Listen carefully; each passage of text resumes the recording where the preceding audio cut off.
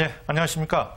중앙 EIP에서 은퇴 설계 전문가로 일하고 있는 박영재 전문위원입니다. 반갑습니다. 네, 반갑습니다. 자, 오늘 이 시간 박영재 위원님과 함께 해보도록 할 텐데요. 네네네. 오늘은 어떤 내용이 준비되어 있나요, 위원님? 예, 오늘 제가 말씀드릴 부분들은 우리가 은퇴를 하고 난 다음에 많은 시간들이 남습니다. 근데 많은 분들이 이 시간을 제대로 활용하지 못하는 것 같아요. 그런 얘기 들어보셨습니까? 홀쇼핑이라는 얘기 들어보셨어요? 홀쇼핑이요?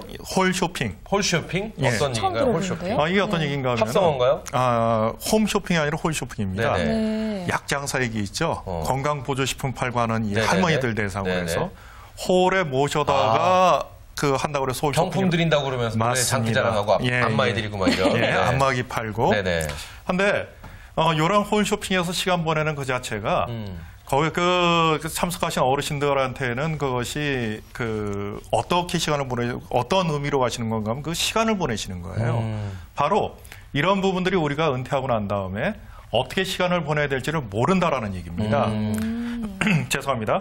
자, 일반적으로 얘기를 할 때 우리가 60에 은퇴를 하고 90에 사망한다고 가정을 하면은 네네. 60세 은퇴했을 때 30년이라는 시간이 남게 되죠. 이 그렇죠. 30년의 시간의 의미가 어떤가 하면은 24시간 중에서 13시간은 필히 써야 되는 시간이래요. 그렇죠. 먹고 자고 씻고 그다음에 가장 가까운 그렇죠. 사람들하고 교류하고 그럼 11시간이 남는데요. 네. 그렇죠. 이 11시간을 30년으로 계산해 봤더니 무려 12만 시간이 됩니다. 엄청난 엄청나네요. 시간이네요. 그렇죠. 근데 이 12만 시간이 어떤 의미를 갖고 있냐면은 어떤 한 분야에서 1만 시간만 투자를 하면 그 분야의 전문가가 된다고 얘기를 네. 합니다. 내가 은퇴를 시작해서 어떤 분야의 전문가가 되겠다 생각을 해서 제대로 이 시간을 쓰게 된다면은 12분야의 전문가가 될 수 있는 그런 시간이라는 말씀입니다. 이렇게 또 말씀을 들어보니까 네. 뭐 하고 있나라는 생각도 좀 들고요. 그쵸. 지금요. 네, 네. 그러니까 정말 그렇게 많은 시간이 있음에도 나이가 어떤 계획적으로 갖고 있는 그리고 목표한 시간이 없기 때문에 그런 아까 홀쇼핑 이런 곳을 찾게 된다 이런 말씀이신 거죠. 좀 안타깝네요. 네. 그렇죠. 상당히 안타깝습니다. 그렇죠. 위원님 전문가로서 지금 활동을 하고 계시면서 많은 은퇴자들을 또 만나 오셨을 텐데 그렇다면 이것 이외에 또 안타까울 때 어떨 때가 또 안타까움이 드셨나요?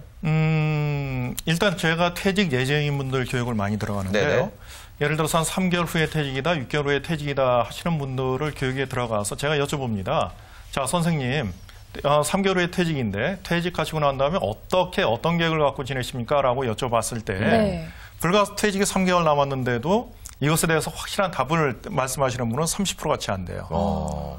나머지 대부분의 분들은 어떻게 말씀하시냐면 뭐 어떻게 되겠죠. 뭐 좀 쉬어야죠. 쉬어야죠. 네. 예, 그때 생각하겠습니다라고 말씀을 하시는데 네. 어떤 문제에 봉착하게 되냐면요. 사실 우리가 퇴직을 해보질 않지 않았습니까? 그렇죠. 네. 그러니까 이런 분들한테 상당히 두려움으로만 오게 되고요. 또 사실 이렇게 두려움을 갖다가 막상 퇴직을 하게 되면 처음에 한 3개월, 길어 한 6개월 정도는 자유를 만끽해요. 네. 놀러 다니시고. 그렇습니다. 네네. 한데 그러고 난 다음에 사모님으로부터 스트레스가 좀 압박이 오기 시작하고 또 어떤 마음을 갖게 되냐면은 자기의 정체감이 상실된다는 얘기. 이제까지 네네. 내가 밖에서 아주 열심히 일하고 정열적으로 활동을 했는데 네. 도대체 내가 지금 이게 뭔가? 그렇죠. 라는 생각을 하게 되면서 혼란기에 빠져버린다라는 그렇죠. 얘기죠. 하면서 여기서 스트레스가 오고 우울증이 오고 하는 이런 부분들을 보는 것들이 많이 보게 됩니다. 하면서 그래요. 점점 움츠러드는 모습을 볼 땐 상당히 안타깝습니다. 네. 그래서 아버님들이 은퇴하시고 집에 계시면 그렇게 나가라고 네. 나가서 친구들 좀 만나라고 맞아요. 스트레스 많이 주시나 봐요. 네, 사실 잔소리하시고. 어머님들은 이제 나이가 드실수록 더 바빠지시거든요. 그렇죠, 그렇죠. 네, 우리 아버님 같은 분들 이제 은퇴를 준비하시는 분들은 사실 그동안 너무나 열심히 앞만 보고 달려왔는데 아침에 출근할 곳이 없어진다라고 생각하니까 그렇죠, 그렇죠. 혼란기가 오는 게 당연한 게 아닐까라는 생각이 들어요. 가정에서도 이제 회사처럼 뭔가 지시를 내리고 그러다 보면 또 어머님이 스트레스를 받으시고 아이고 저놈의 영감 뭐 이런 소리 나오고 네. 참 좀 안타깝지 않나라는 생각을 다시 한번 듭니다. 그래서 이분들이 빨리 새로운 역할을 네. 찾아야 되지 않을까라는 생각이 들거든요. 예, 혹자는 이 시기를 가리켜서 제2의 사춘기라고 얘기를 합니다. 아주 갈등이 많고 질풍이 노도의 시기에 새로운 그런 시기가 되는데 여기서 과연 우리가 이 시기를 어떻게 빨리 보내고 빨리 새로운 역할을 찾아가느냐라는 부분들이 중요하다는 얘기죠. 네네. 하면서 그것에 대한 말씀들을 나눠야 되는데 어떤 분들은 이 기간이 짧고요. 어떤 분들은 길고 또 안타깝게도 어떤 분들은 영원히 다시 사회를 복귀 못하는 이런 분들도 계세요. 그런데 이건 단순히 그렇게 끝나는 것뿐이 아니라 이 기간이 어떤 의미가 있냐면 사실 이렇습니다. 제가 퇴직자 교육을 들어갔는데 그분들이 그 연구 기관에 계신 분들이에요. 네네. 그래서 퇴직 연령이 60세였는데 네네. 거기 참석하신 분들 가운데에서는 세계적인 핵물리학자, 나노 분야의 세계적인 권위자들이 거기 계셨어요. 네네. 자, 그러면 최경영 씨 하나만 여쭤볼게요. 네네, 여쭤보십시오. 객관적으로 봤을 때 네. 60세 이분들은 삶이 성공된 삶입니까? 그렇지 않습니까? 60대계. 60세에 지금 현재 이분들은. 성공된 삶이 아닐까 싶어요. 왜냐하면 그러니까요. 세계적인 권위도 얻었고, 맞아요. 그렇죠. 한 각 분야의 분야에? 전문가도 됐고, 그렇죠. 그러면 성공한 삶이 아닐까요? 예, 맞습니다. 그러면은 만일 이분들이 은퇴를 하셨어요. 은퇴를 하셔서 90세가 됐습니다. 네. 90세가 돼서 이분들의 삶을 돌아봤을 때 성공된 삶일까요, 아닐까요? 60대 이후에 90대까지 어떤 네. 삶을 살았냐에 따라 좀 달라질 것 같아요. 맞습니다. 그건 바로 대답할 그런 수가 거. 없을 것 같네요. 맞습니다. 아직. 왜냐면은 제가 이제 30이거든요. 제가 30년 살았는데 뭐하고 이런 생각이 많이 드는데 네. 어마어마하게 긴 시간이거든요. 사실 맞아요. 30년이라는 시간은. 그렇죠. 100세 시대면 30년 이상 40년까지 살 수도 있는데 네. 그 긴 시간이네요. 진짜 다시 한번 또 생각이 드네요. 긴 시간. 그러니까 이분들께서 이 시간을 어떻게 살았느냐에 따라 가지고 이분들이 90세가 됐을 때 과연 그 인생이 성공되냐 그렇지 않느냐 따라서 요 30년의 시간을 어떻게 지냈느냐에 따라서 그분의 삶의 질이 결정된다는 네. 겁니다. 자, 그렇다면 여기서 저희가 이 은퇴 후에 멋진 삶을 살기 위한 어떤 필수 조건 뭐 이런 게 분명히 있지 않을까 있을 싶어요. 것 그냥 같아요. 막연하게 멋지게 살아야지 되는 건 너무너무 늦고 네. 멋진 삶을 살 수 있는 필수 조건들 어떤 것들이 있을까요? 세 가지를 짚을 수 네네. 있겠는데요. 첫째는 건강해야 됩니다. 건강. 예. 그렇죠. 건강해야죠. 예. 둘째는 그 정신적, 신체적으로 아주 그 건강한 그런 모습이 보여야 되고요. 네네네. 세 번째는 적극적인 삶의 자세가 필요합니다. 이 건강에 대해서는 일단 그 항상 그러세요. 그 은퇴에 들어가신 분들은 건강 엄청 챙기십니다. 그거 네. 좋습니다. 그래서 그건 강조하면 강조할수록 더욱더 강조해야 될 부분들이고요. 두 번째는 그러면서도 자연스럽게 또 근데 은퇴하고 나면은 과거에 직장 생활할 때 제공했던 어떤 건강 검진이나 이런 부분들에 대한 것이 그 상대적으로 작을 수 있거든요. 그렇죠. 근데 요즘 그 건강보험 쪽에서도 그 여러 가지 지원을 하니까는 건강검진 충분히 받으셔야 되고요. 네네. 두 번째는 아주 적극적인 그 내 신체적, 정신적 기능을 유지해 가야 됩니다. 그러니까 육체적 뭐 운동이라든지 운동도 하셔야 되고요. 네네. 그러니까 운동도 해야 되고 그다음에 이 아무것도 않고 가만히 있게 되면 내가 움츠러들게 돼요. 그렇죠. 맞아요. 그렇죠. 그러면서 어떤 정신적인 그런 건강에 아주 악영향을 끼칠 수가 있습니다. 그러니까 신체적, 정신적 기능을 최대한 유지해라. 그다음 또 하나는 적극적이어야 돼요. 네. 이 은퇴한 분들이 가장 커다란 약점은 뭔가 하면 왠지 모르게 움츠러진다는 얘기입니다.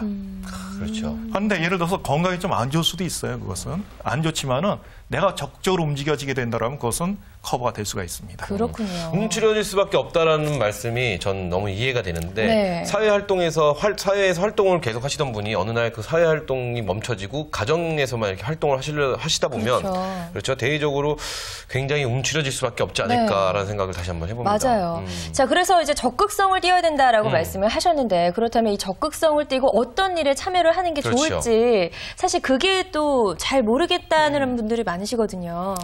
저는 제일 추천드리고 싶은 것이 어떤 부분인가 하면은 적극적으로 뭘 배우십시오. 그런데 시니어를 대상으로 한 여러 가지 다양한 강좌들이 있습니다. 예를 들어서 지자체에서도 그것들은 만들어 놓고요. 네. 그다음에 어떤 복지센터, 그 지역의 그 노인복지관 이런 데서 다양한 또 가까운 백화점에 가보면 백화점 문화센터 같은 곳에서도 원하신다면 아주 최신의 그렇죠. 고급스러운 것들을 받으실 수가 있어요. 제가 교육에 들어갔을 때 가장 이 강사로서 기운을 받고 재밌는 교육은 어떤 교육인가 하면은 네. 60세 이상 된 어르신들을 대상으로 한 교육이에요. 네. 대개 그런 교육들이 어디서 있었냐면 시내 한복판에서 있는데 그럼 이분들께서는 새로운 것들을 뭔가 모르지만 배우겠다고 적극적으로 오시는 부분들이죠. 어떤 이 정신적인 그러한 그 기능이 유지되는 부분이고요. 네. 또 대개 차를 몰고 오시는 분들은 안 계세요. 맞습니다. 계신 곳에서 대중교통 버스 타고 지하철 갈아타고 걸어서 오시게 됩니다. 그렇죠. 이 자체가 신체적인 기능을 유지하게 되는 부분 아닙니까? 네. 그다음 또 한 가지 여기서 참석하신 부분들은 어떤 부분들인가? 그 당신께서 알아가지고 여기 오게 되는 부분들은 그만큼 적극적인 삶을 사시는 분들이에요. 이런 분들이 모여서 같이 강의를 하게 되면 이것은 아주 기가 넘치면서 서로의 교류가 상당히 커지게 됩니다. 네. 천만다행인 게 저희 어머님이 7순이십니다. 네. 저희 어머님이 지금 교육을 받고 계십니다. 어떤 일어, 중국어, 영어 와. 걸어 다니고 버스 타고 다니시면서 너무 걸으셔갖고 무릎이 안 좋으셔갖고 네. 얼마 전에 수술까지 하셨는데 그런 거 보면 저희 어머님이 지금 은퇴 후에 굉장히 좀 적극적인 삶을 좀 사시는 게 아닌가라는 네. 생각을 아주 해보는데. 바람직한 은퇴 후의 그렇죠. 그런 모습이네요. 그렇습니다. 네. 자, 그렇다면 이제 저희가 오늘의 핵심이라고 할 수 있는 은퇴 후의 사회 참여 활동에 대해서 좀 본격적으로 한번 파헤쳐 봐야 되지 않을까 싶습니다. 예, 은퇴 후 사회 참여 활동 크게 세 가지를 얘기하는데요. 네. 자원봉사 활동, 여가 활동, 경제 활동을 얘기를 하고 있습니다. 먼저 자원봉사 활동을 소개해드리면은 말 그대로 내가 스스로 그 어떤 대가성 없이 그 지역사회나 다른 사람들을 위해서 일하는 것을 자원봉사 활동이라고 얘기를 합니다. 네. 자, 여기에서 누가 시키는 거 아니에요. 내가 그렇죠. 자발적으로 하는 것이고요. 그다음 굳이 뭐 돈을 줘도 안 줘도 상관없고 안 줘도 상관없습니다. 네네. 하고 또 하나는 뭔가 공익을 위해서라는 부분인데 내가 자발적으로 무료로 우리 어머니가 일하는 음식점에서 일을 해도 되는 거 아닙니까? 이건 자원봉사 활동이라고 하지 않죠. 그렇죠. 남들을 위해서, 네. 주변 사람들을 위해서 활동하는 것을 자원봉사 활동이라고 얘기를 합니다. 네. 그런데 이 자원봉사 활동도 사실 안 해봤던 분들은 처음에 시작하기가 쉽지가 그렇죠. 않거든요. 네. 또 은퇴 후에 자원봉사 활동을 하게 된다라고 하면 어떤 점들을 좀 주의를 해야 될까요? 몇 가지 원칙이 있는데요. 그중에 제일 중요한 것은 뭔가 하면은 지속적으로 해야 되는 겁니다. 단발성으로 끝쳐서는 안 된다는 얘기예요.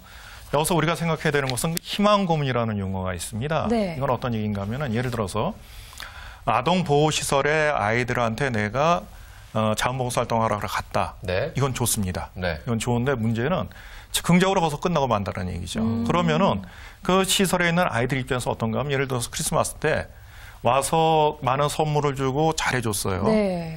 자, 아이들 입장에서 내년 크리스마스 때도 그것을 기대할 거 아닙니까? 기다려지죠. 기다려지죠. 그런데 이분은 일과성에 그친 거예요. 하고 난 다음에 내년에 가지 않았어요. 네네네. 그럼 아이 입장에서는 은근히 기대했던 부분들이 있는데 그렇죠. 오질 않게 되니까 실망이 얼마나 크겠습니까? 차라리 그런 그 전에 그런 어떤 희망만 주지 않았더라도 기대를 않기 때문에 절망감 덜 할 거라는 그렇죠. 얘기죠. 그렇죠. 하기 때문에 이런 것을 희망 고문이라고 하는데 특히 아동시설 같은 데서 자원봉사할 때는 즉흥적으로 하셔서는 안 되고요. 좀 우리가 신경 써야 되고 그다음에 또 한 가지 모든 자원봉사 활동을 할 때에는 지속적으로 하는 이런 프로그램들이 중요합니다. 그렇군요. 저도 좀 자원봉사 활동도 좀 하고 해야 되는데. 네. 그렇죠? 네, 하시나요, 혹시 지금? 저는 예전에 지금은 아니고요. 이 시립아동병원 같은 데서 한번 봉사활동 한 적이 있는데요. 깜짝 놀랐어요. 그렇죠. 제가 처음이어가지고. 근데 왜 예전에만 하시고 지금은 안 하시나요? 지금 말씀하신 지속성. 네. 저는 아직 지속성이 없어서 아직 시작을 안 했는데 한 번 시작하면 이제 지속성을 갖고 하려고 하는데 저희 어머님 같은 경우는 지금 종교가 있으세요. 네. 그래서 그 종교를 통해서 지금 많은 사회 활동을 하시고 또 봉사 활동을 하시는 걸로 저는 알고 있는데 네. 근데 많은 분들이 자원봉사 활동을 하시고 싶어도 어디서 어떻게 해야 될지 모르기 맞아요. 때문에 못 하시는 경우가 많은데 이런 분들에게 관련 기관 몇 군데만 좀 추천을 해주시고 소개를 해주시면 좀 도움이 되지 않을까 싶습니다. 저 보건복지부에 콜센터가 있고요. 네네네. 자원봉사센터가 있고, 그다음에 1365 중앙자원봉사센터가 있고, 네. 가장 중요한 것은 해당 지자체에 그러니까 주민센터에 사회복지사를 찾으십시오.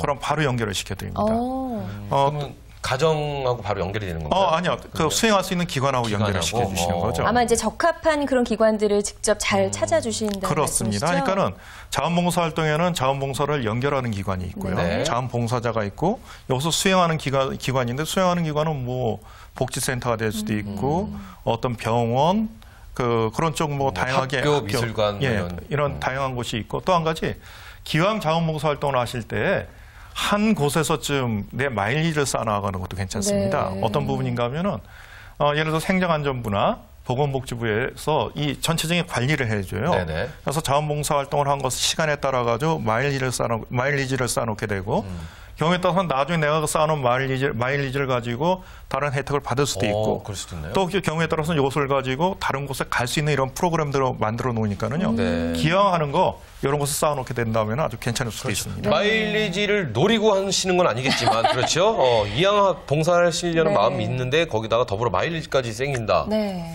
님도 보고 뽕도 따고. 따고 아주 좋네요. 일석이조가 아니라 싶습니다. 사실 뭐 이런 자원봉사 활동의 손길을 기다리는 곳들이 아마 많을 겁니다. 네, 그런 곳에 그렇습니다. 이제 가셔서 자기도 좀 치유를 받고 오히려 내가 도와주러 가는 거지만 거기서도 어떤 심적인 도움을 받고 오기도 하거든요. 맞습니다. 아주 좋은 방법이 될 것 같고요. 자, 사회 참여 활동, 자원봉사 활동에 대해서 알아봤고 이번에는 경제 활동에 대해서 알아볼 텐데요. 경제 활동을 잘 이어갈 수도 있을까요? 두 가지 부분이 있겠습니다. 네네. 이 경제 활동이 우리 퇴직한 분들한테 어떤 의미가 있냐면은 기본적으로 그 수입에 대한 부분이 있을 수도 있고, 그다음에 또 한 가지 부분은 어떤 소속감을 내가 느낄 수도 있는 부분이 있어요. 하기 때문에 이러한 부분들 때문에 꼭 돈뿐이 아니라 이러한 내 어떤 그 활동할 수 있다라는 부분에서는 적극적인 것이 필요하고요. 네. 미국 같은 경우에는 그 연금 제도가 발달이 잘 되지 않았습니까? 네네. 그래서 경제적으로 전혀 문제가 안 될 것 같은데 이런 분들이 그 경제 활동을 하는 주된 곳이 있어요. 어딘 줄 아세요? 미국에서는? 어딜까요? 글쎄요. 패스트푸드죠. 그렇죠, 거기 서빙하는 그렇죠. 분들이 영화 같은 것을 통해서도 많이 본 것 같습니다. 그렇죠? 네. 대형 마트에서 어르신들이 이렇게 담는 일 같은 거 하시고 하는 거 봤는데. 그런데 그런 이유는 뭔가 하면은 금전적인 부분도 물론 있지만은 그다음에 소일거리도 필요하다는 얘기죠. 그렇죠, 그렇죠. 그런데 우리나라 같은 게 한 가지 아쉬운 점은 어떤 점이 있냐면은 자, 지금 매월 통계청에서 고용 현황에 대한 발표를 하는데 그 발표를 보면은 60대 이후 시니어들에 대한 고용률이 상당히 높아지고 있어요. 네. 높아지고 있는데 문제는 대부분이 비정규직이고요. 그렇죠. 그다음에 임금이 낮다는 것이 문제가 되고 있습니다. 그런데 이건 현실적인 부분은 있지만은 그런 부분들 때문에 정부에서도 다양한 어떤 시니어들을 위한 그런 그 프로그램들이 있어요. 예를 들어서 보건복지부에서 노인 일자리 사업을 하기도 하고, 그다음에 그 중견 전문 인력 고용센터, 네. 1인 창조기업, 그다음에 시니어 창업 스쿨, 그다음에 베이비붐 세대 사회 참여 지원 사업 등 다양한 프로그램들이 있는데 이것을 내 것에 맞는 것을 확인하려면 기관별, 지역별 차이가 있기 때문에 적극적으로 좀 알아보셔야 됩니다. 네. 그렇습니다. 적극적으로 이렇게 알아보셔서 좀 더 나에게 맞는 일자리를 찾으시고 해서 네. 뭐 사회활동 하신다면 참 뭐 보람되고 경제활동 하시면 참 좋을 거라는 그럼요. 생각도 들지만 네. 또 우리 정부에서 우리 또 이 시니어들을 만족시킬 수 있는 그런 정책이 나와서 다들 편안하게 좀 일을 더 열심히 할 수 있는 그런 세상을 만들어주면 어떨까 하는 생각도 가져봅니다. 그러니까요. 시간이 걸리더라도 그렇죠. 좀 신경을 많이 써야 될 부분인 것 같아요. 자, 또 하나 궁금한 게 은퇴자들이 이런 경제활동을 할 때 눈높이를 낮춰야 된다는 말을 굉장히 많이 들었습니다. 그거는 아무래도 이 금전적으로 받는 어떤 페이라고 해야 될까요? 그게 낮기 때문에 뭐 눈높이를 낮춰라 이런 말씀이신 건가요? 맞습니다. 그런 부분도 있고요. 네네. 그런 부분도 있고 또 내 지위가 정같지는 않지 않습니까? 그렇죠. 이것을 내가 받아들여야 된다는 얘기예요. 하긴 그렇겠네요. 그렇죠. 최소한 뭐 부장님이나 네. 은퇴를 하셨으면 부장님이나 뭐 그런 임원으로 계시다가 그렇죠. 퇴직하셔서 패스트푸드점에서 아르바이트를 하더라도 그렇죠. 점장 밑에서 또 그걸 받아들이기가 참 쉽지 않을 것 같아요. 그래요. 그래서 이런 얘기가 있는 건가요? 해서 저는 어떤 말씀을 드리냐면은 퇴직하신 분은 기본적으로 이 사회를 내가 한번 겪어봐야 되는데 네. 전 퇴직하신 분들이 나와서 겪는 사회를 정글이라고 표현을 합니다. 네. 그 이유가 뭔가 하면은 자, 내가 퇴직해서 나오면은 내 퇴직금을 노리는 사람들이 그렇게 많아요. 아, 주변에. 여러 가지 아주 달콤한 제안들이 오고 그렇죠. 하는데 같이 사업하자. 그렇죠. 뭐 투자해라. 괜찮다. 그런 사람들은 전부 다 정글에 있는 표본과 사자와 같은 그런 존재들입니다. 그거를 이제 저희가 공식적인 용어로 네. 사기꾼이라고 하죠. 그렇죠? 네. 뭐 맞습니다. 어쨌든 계속 좀 설명해 네. 주시죠. 그런데 이것을 과연 어떻게 느낄 수 있느냐는 네. 상당히 중요한 얘기입니다. 예를 들어서 내가 퇴직을 하고 난 다음에 가지고 있는 돈을 잘못 운영을 해가지고 이것을 전부 다 날린다, 속된 말로. 그러면은 그러고 난 다음에는 내가 다시 이것을 회복할 수 있는 시간이 없는 거예요. 그렇죠. 그럼 이분은 결국 어떻게 되냐면 도시 빈민으로 전락하는 겁니다. 하기 때문에 저는 어떤 추천을 드리냐면은 무조건 주유소에서 한번 일을 해보십시오라고 얘기를 합니다. 아, 은퇴를 해서 예. 한두 달 정도 자기만의 좀 휴식 시간을 가지신 다음에 다시 일을 하실 때 첫 번째가 주유소 같은 것이 좋다? 그렇습니다. 그 네네. 이유가 뭔가 하면은 이 주유소가 가장 대표적으로 젊은 사람과 나이 든 사람이 그렇죠, 부딪히는 그렇죠. 공간이에요. 네네. 그런데 거기에서 주의를 하는 나이 드신 분들을 보면은 사회에서 이런저런 경험들을 다 하신 분들이에요. 그렇죠. 이분들한테 실제 이 사회가 어떤가를 정확하게 한번 체험을 들어보라는 말씀이죠. 그다음 두 번째는 예를 들어서 대기업에 있다 퇴직한 분들은 급여가 연봉 1억 넘는 사람들도 많지 않습니까? 그런데 퇴직의 개념은 급여가 끊긴다라는 개념인데 여기에서 생각을 하게 되면 뭔가 하면 최저임금이 4,580원이에요. 네. 자, 주유소에서 지금 이 더운 여름에 10시간 주의를 해야 받는 것이 하루에 5만 원입니다. 그렇죠. 주 5일 근무한다고 해서 한 달 일이야 100만 원 받는 거예요. 그럼 여기서 어떤 것을 느낄 수 있냐면은 돈 100만 원 버는 것이 이렇게 힘들다. 돈의 소중함을 알기 때문에 쓰는 것이 작아질 수 있다는 얘기예요. 눈높이를 낮출 수 있다는 얘기죠. 네. 그러고 난 상태에서 다른 새로운 작업을 제안을 받았다. 네. 이것은 내가 수용할 수 있는 수용의 범위가 훨씬 커질 수가 있죠. 최근 아주 중요한 얘기인데 네. 50대 되신 분들이 재취업하기 만만치가 않습니다. 맞습니다. 그나마 소유거래라고 할 수 있는 곳이 주유소밖에 없어요. 네. 자, 기분 나빠하시지 말고 일단 간접적으로 빨리 정글을 한번 경험해 보시라고 추천드리고 있습니다. 네. 아, 정말 확. 저는 사실 목표나 꿈이 우리 송혜 선생님. 지금 이제 8순위 장수하시는. 그렇죠. 8순위 되셨는데 전국 노래자랑에서 그렇죠. 아직도 활발하게 활동하시고 계시는데 꼭 그런 선배님만 계실 것이다. 그런 선배님이 돼야 되겠다는 생각만 했었는데 그렇지 네. 않다는 것이 다시 한번 또 느낄 수 있습니다. 맞아요. 처음 주유소에서 일해봐라 얘기하셔서 깜짝 놀랐어요. 왜 주유소일까? 그런데 그렇죠. 듣고 보니까 참 그 안에 담긴 의미가 있네요. 그렇습니다. 네. 그렇습니다. 자, 이렇게 이제 경제 활동도 알아봤는데 그렇다면 이제 남은 여가 활동은 어떻게 보내는 게 또 이렇게 즐거운 은퇴 후 생활을 꾸려갈 수 저 있을까요? 이거는 딴 건 모르겠는데 이건 되게 잘할 수 있다는 생각이 들거든요. 네.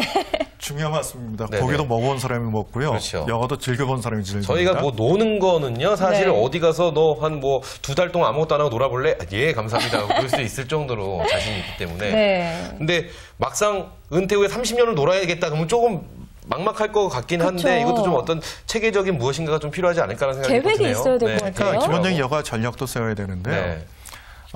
지금 시니어들의 어르신들의 여가 활동 1위가 뭔 줄 아십니까? 등산? 등산. 등산? 등산 좋습니다. 네네. 그래서 어떤 얘기를 하냐면 대한민국 산이 없으면은 퇴직자들 폭동 났을 거라고. 진짜 그럴 수도 있죠. 예.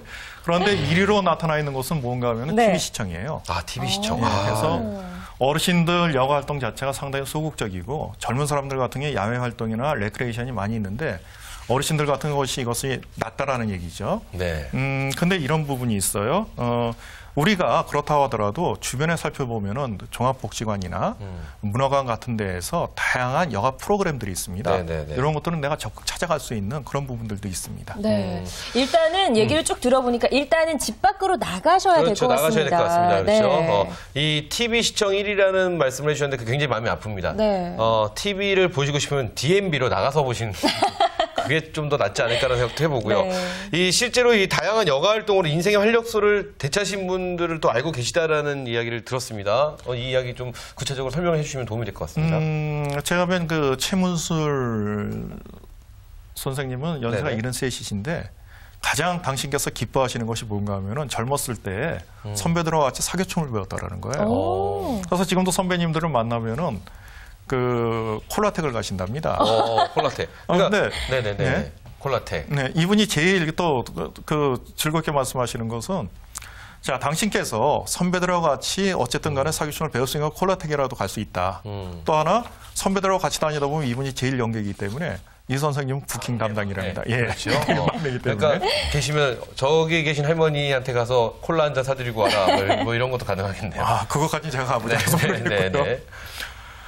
그런데 또 어떤 부분이 있냐면은 지금 현직에 계신 분들이 이 일을 하기 바빠가지고 여가 활동 거의 못 하시는 분들이 네. 많아요. 그런데 그렇다고 하더라도 퇴직하고 난 다음에 새로운 것들은 내가 충분히 찾을 수가 있습니다. 제가 뵌 윤만중 선생님께서는 역시 연세가 72이신데 퇴직하시고 난 다음에 동양화를 시작하셨어요. 그런데 10년이 넘고 나니까 필력이 생기게 되고요. 거기에서 국선에 입선도 하셨습니다. 대단하시네요. 예. 근데 아까 말씀하신 게 맞아요. 그 시간을 하루에 몇 시간 이상씩 투자를 하면 그 분야의 전문가가 된다고 말씀하셨죠. 그렇게 되셨군요. 오히려 이제 젊은 시절에 너무 바삐 살다가 못했던 내가 하고 싶었던 일들을 이때 좀 시작해보는 것도 참 좋을 것 같다는 생각이 드네요. 맞습니다. 제가 경험한 분 중에서 어떤 분이 계시냐면은 73이신데 하시는 것이 봉침이세요. 봉침. 예. 이 대전에 사시는 분인데 이 봉침은 언제 배우셨냐 확인을 해봤더니 65세서부터 배웠습니다. 어떻게 배웠느냐? 대전에서 분당까지 일주일에 한 번씩 왔다 갔다 하셨다는 그럼 얘기죠. 봉침을 배우신 거예요? 예, 봉침을 배우셨는데 배우시고 난 다음에 이제 앞으로 10년, 20년, 30년 자신이 있다는 말씀이고요. 더 중요한 것은 71살 먹은 친구분이 봉침을 시작했다는 얘기예요. 배우기 시작했다는 얘기입니다. 보이거든요. 71살이어도 앞으로 2년만 배워놓으면 앞으로 10년, 20년 할 수 있으니까 하겠다는 얘기입니다. 네네네. 언제든지 시작하면 됩니다. 지금도 늦지 않았다라는 말이 딱 어울리는 그런 말이네요. 참 대단하다는 생각을 다시 한번 해봅니다. 그래요. 서진 씨는 취미 활동 있으세요 지금? 저는 지금 뭐 특별한 취미는 없고 그냥 시간만 나면 여행 가는 거 여행. 정도. 가까운 데라도. 예. 그렇죠. 근데 저희가 노후를 위해서 아까 그 콜라텍에서 타격 댄스를 배우신 그 어르신처럼 네. 저희도 한번 무엇인가 노후에도 할 수 있는 뭐 여행도 노후에도 좋긴 하지만 좀 젊었을 때 배워서 노후를 활용할 수 있는 그런 여가 활동을 지금 좀 준비해야 되지 않을까 이런 생각 다시 한번 해봅니다. 네. 근데 이분들 말씀을 그냥 듣기만 했는데 참 좋습니다. 기분이 제가 그렇죠. 괜히 흐뭇해지고요. 네. 하여튼 이분들이 활력 넘치는 삶이 너무너무 부럽다는 생각 다시 한번 드는데 위원님 마지막으로 은퇴를 계획하고 계신 분들을 위한 한마디 뭐가 있을까요? 말씀드린 대로요. 자, 은퇴 후로 보내야 되는 시간은 그 봉사활동, 그 취미활동, 여가활동, 그다음에 경제활동 요 셋이 골고루 나눠지면 좋을 것 같아요. 네. 그래서 남은 11시간 가운데서 이것을 333으로 나눠서 이런 시간이 하루, 일주일, 한 달, 1년, 10년, 20년, 30년 되게 되면은 나의 90세, 100세 요 인생 자체가 짜임새 있는 삶이 되고요. 결국 이러한 삶들 자체가 행복한 은퇴 생활을 할 수 있는 지름길인 것 같습니다. 네. 네, 맞습니다. 오늘 그러니까 당장의 일만을 계획하기 참 바빴잖아요. 그런데 이제 은퇴 후에도 어떤 일들을 해야 될지 모든 계획하는 게 참 중요하다라는 거 오늘 이 시간에 느낄 수가 있었습니다. 네, 그렇습니다. 네, 오늘 은퇴가 다가오는 분들 또 은퇴를 준비하시는 분들에게 아주 유익한 시간이 됐으면 좋겠고요. 우리 위원님 오늘 좋은 말씀 주셔서 고맙습니다. 예, 감사합니다. 감사합니다.